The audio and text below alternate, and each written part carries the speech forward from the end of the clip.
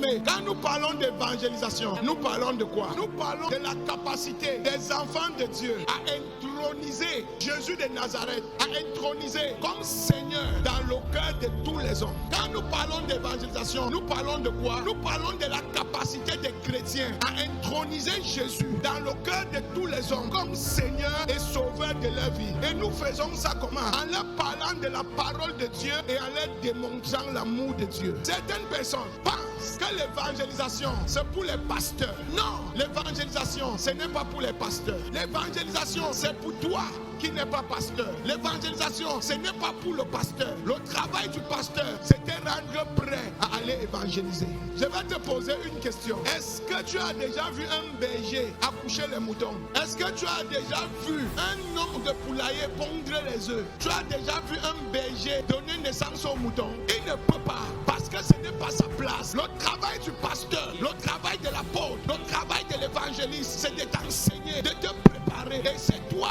qui donnes naissance à d'autres brebis. C'est les brebis qui donnent naissance à d'autres brebis. C'est les brebis ne donnent pas naissance à d'autres brebis. La ferme là va s'éteindre. Le poulailler là va disparaître. Pourquoi? Parce que les brebis n'accouchent pas. Ce n'est pas le pasteur. C'est lui qui fait l'évangélisation. C'est lui qui multiplie l'église. C'est lui qui sauve les gens. C'est toi qui es assis à l'église. Et aujourd'hui, les chrétiens ont ralenti l'œuvre de Dieu. On ralentit la puissance de Dieu. On ralentit la volonté de Dieu. Pourquoi? Parce que les chrétiens sont assis et ne savent pas quel est le travail que Dieu attend d'eux. Les chrétiens attendent que Dieu vienne faire des choses pour eux. Mais ils ne savent pas que Dieu a déjà tout fait. Et Dieu attend qu'ils se mettent au travail pour qu'il leur donne ce qu'il a prévu pour eux. 2 Timothée 4 verset 5. Mais toi, sois sobre en toutes choses. Supporte la souffrance. Fais l'œuvre d'un évangéliste. Remplis bien ton ministère. Écoute-moi, qu'est-ce que Dieu est en train de dire? Voici Timothée, Paul est le pasteur et Timothée est chrétien. Et il va envoyer Timothée. Il dit à Timothée, ce n'est pas moi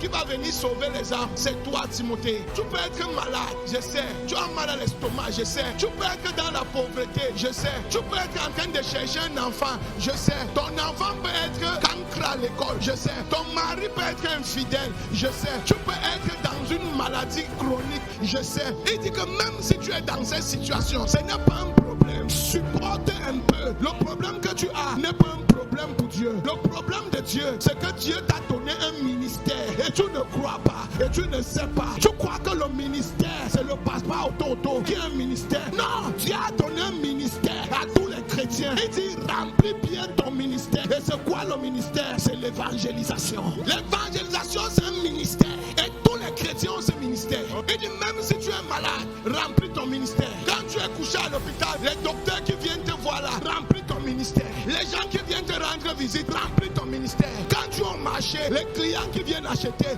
remplis ton ministère. Quand tu es au bureau, les gens qui te détestent, remplis ton ministère. Quand tu entres dans le taxi, les gens qui sont assis avec toi, remplis ton ministère.